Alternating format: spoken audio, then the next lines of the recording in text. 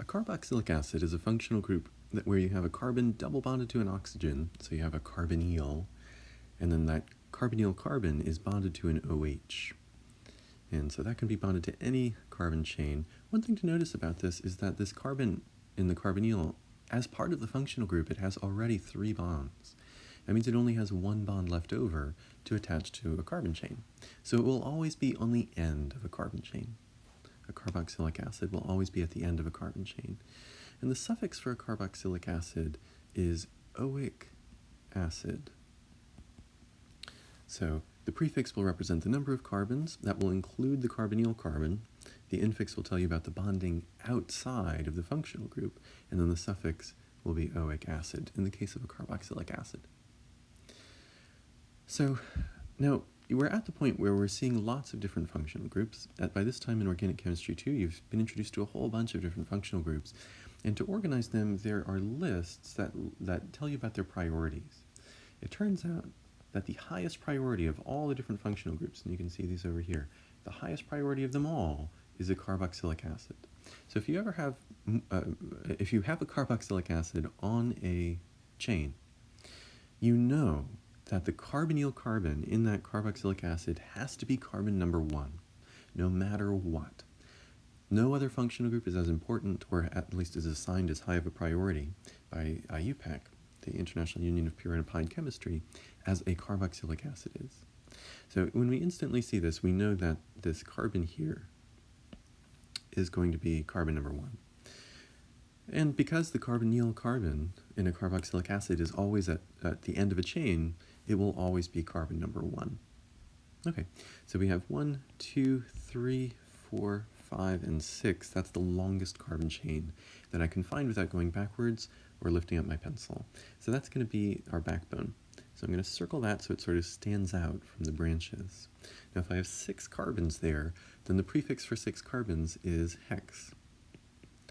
Outside of the functional group, now the functional group is represented in the suffix, right? This here is going to be represented in the suffix. So ignoring that, which is going to be represented in a different place in the name, what is the bonding like in this parent chain? It's all single bonds. And so the infix will be AN. Remember, the infix is AN if it's all single bonds, EN if you have at least 1 double bond, and YN if you have at least 1 triple bond. Those came from the first 3 vowels, A, E, and I. I got changed to a Y over time. So we have hexane, and then we have a carboxylic acid, so the suffix is oic acid. And a similar thing happens with carboxylic acids as happens with aldehydes. Because they're always at the end of a chain, you do not have to give a number to say where the carboxylic acid is. Now that's especially true for carboxylic acids because they are always number 1, no matter what carbon chain they're on. So it would be redundant to say 1 hexanoic acid. By seeing the suffix oic acid, you know the carboxylic acid is at carbon number 1.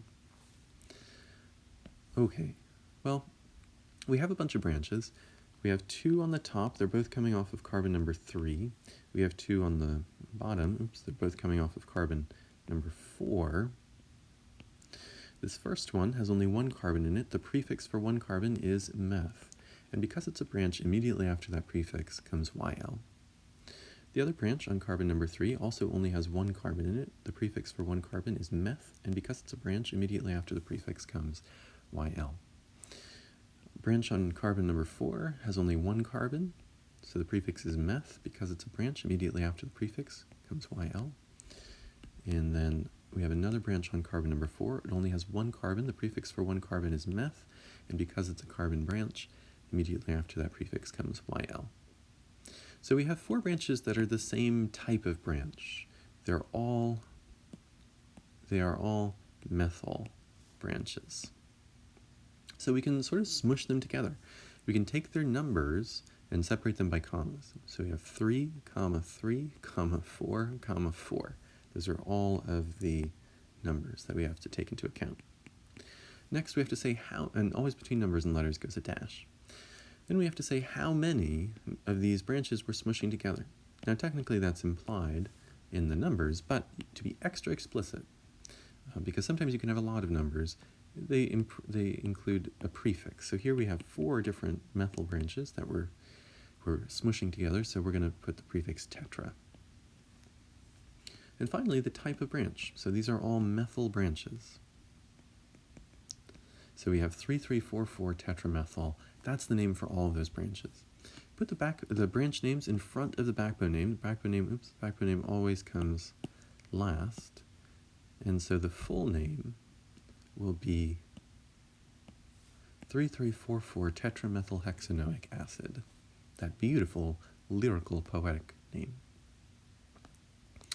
In B, the process is similar. B is just trying to make one point, and the point here is that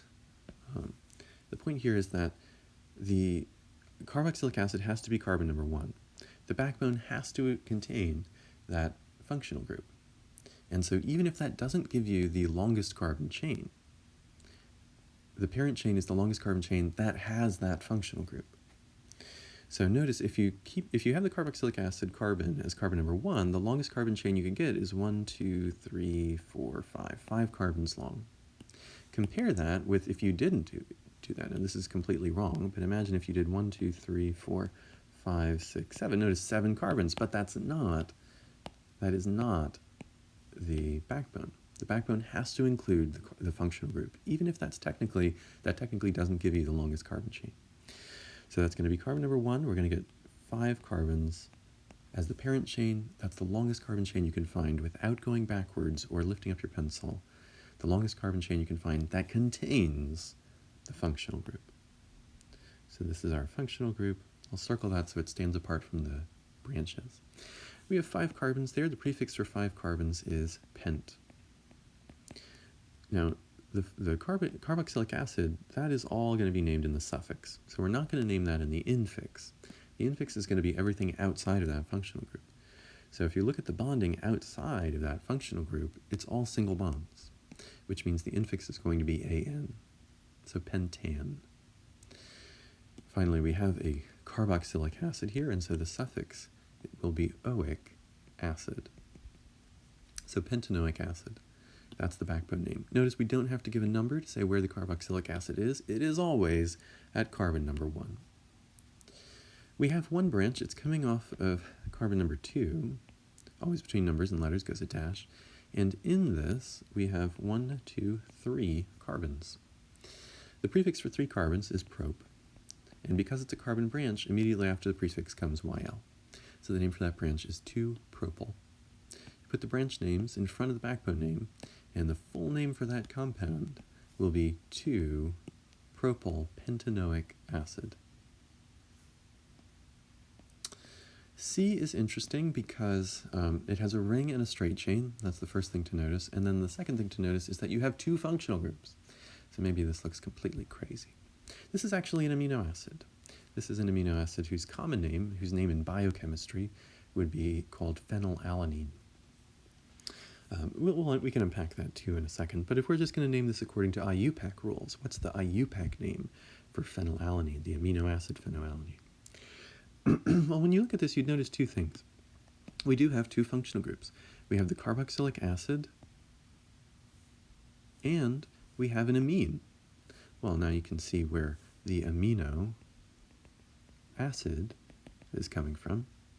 So you have those 2 functional groups on a compound. That makes it an amino acid. Which one is more important? Which one is going to be represented in the suffix? Well, we saw the highest priority is a carboxylic acid. You have to go down pretty far to get to the amine. Right? The amines are way down here. So more important than amines, you have thiols, alcohols, ketones, aldehydes, nitriles, amides, acid chlorides, and esters. All of those are more important, or would get lower numbers than amines. Carboxylic acids are the most important. That should always get the lowest number of any functional group on a compound. Also, your parent chain has to contain the functional groups. And you never combine straight chains and rings in a parent chain. If you ever have a ring and a straight chain, draw a line, a conceptual line, separate them in your head.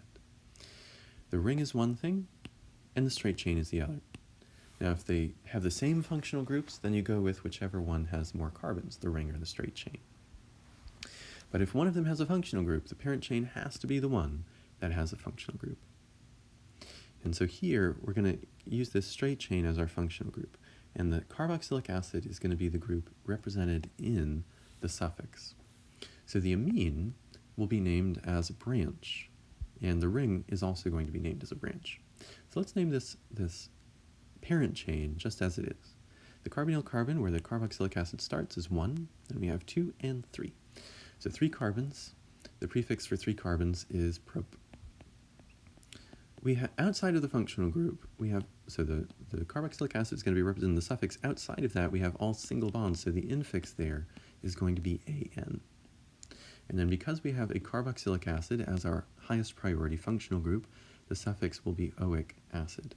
So the highest priority functional group both gets the lowest number and is represented in the suffix. Okay, so propanoic acid is going to be the suffix for the IUPAC name for this. Now we have 2 branches. One branch is a carbon branch. It's coming off of carbon number 3. It's a benzene ring. Remember that when benzene is a branch, it is named as a phenyl branch. Right? We've seen this in the case of Wittig reagents. We saw how that phosphorus was bonded to 3 of those sort of pHs. Well, what did those pHs stand for? They stood for phenyl branches. Those were benzene rings that were attaching to the phosphorus. You had 3 of them. Okay, so that is going to be a phenyl branch. Now notice that's attached to carbon number 3 of the parent chain, so we have 3-phenyl as one of our branches. We have another branch coming off of carbon number 2, and we are naming this functional group as a branch because it's not the highest priority functional group. And the name for this as a branch is amino.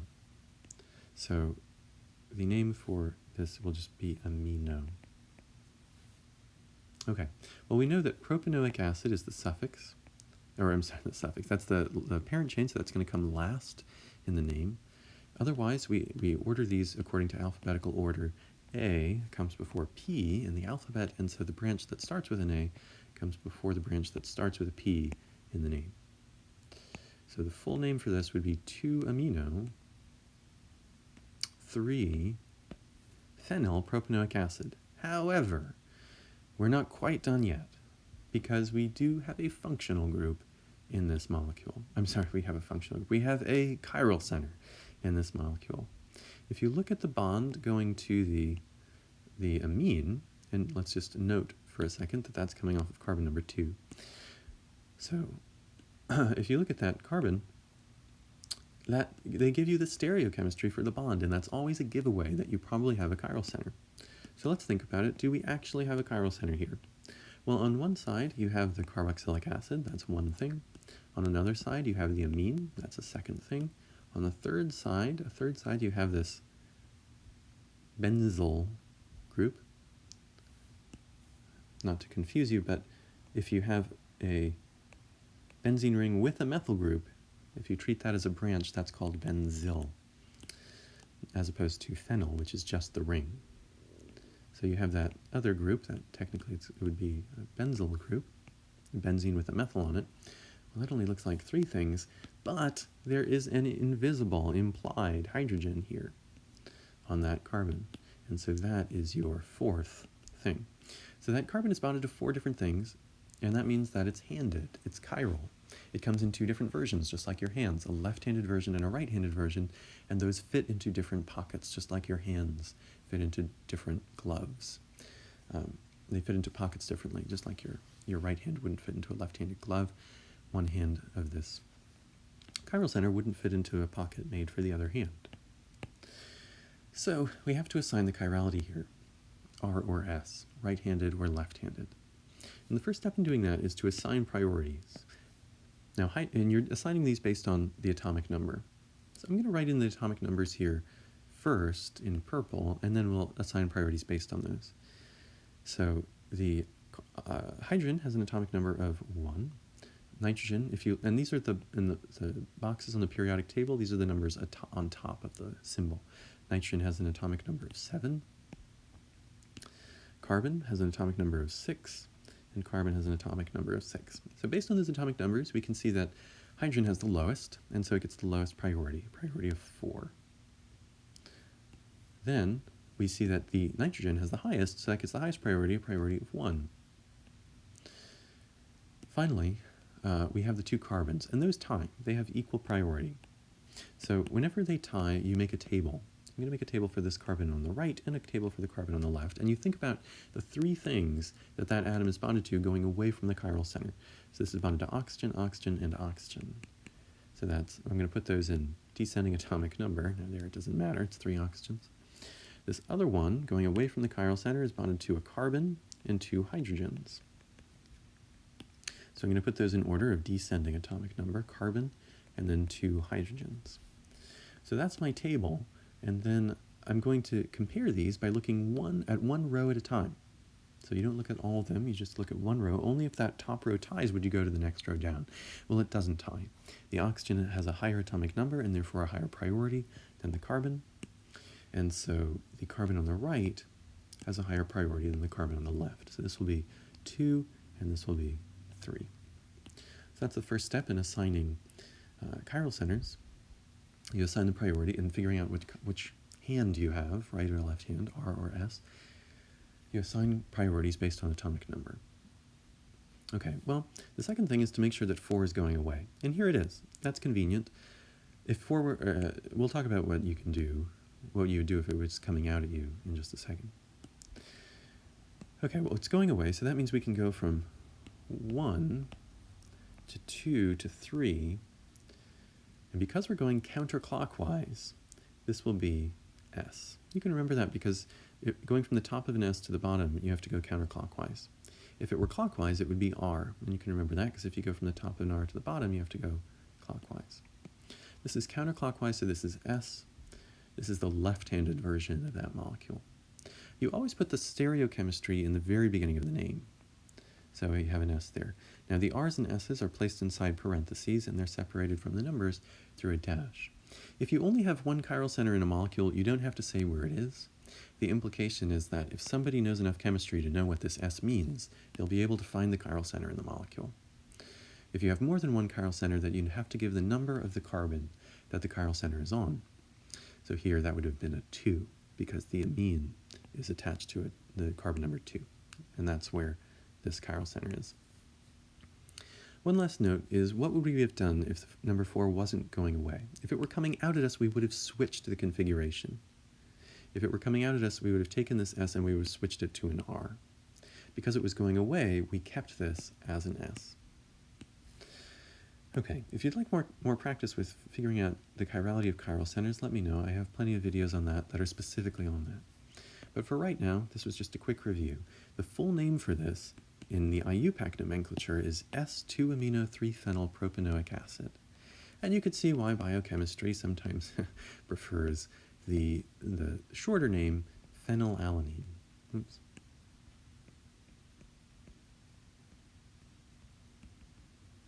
Yeah, it turns out you have around 20 amino acids that are really common in your body. They all have a carboxylic acid, and they all have an amine. And in between them, you often have just one carbon. What is bonded to that carbon is what makes those 20 different amino acids different. Now, if you have just a methyl group, then it's called alanine. And you can see here, if you have a benzene ring as a branch on alanine, well then, phenylalanine is the name for that. Okay, so hopefully this gave you some help with naming carboxylic acids, and also some insight into how you can work with molecules that have more than one functional group on them using this table of priorities.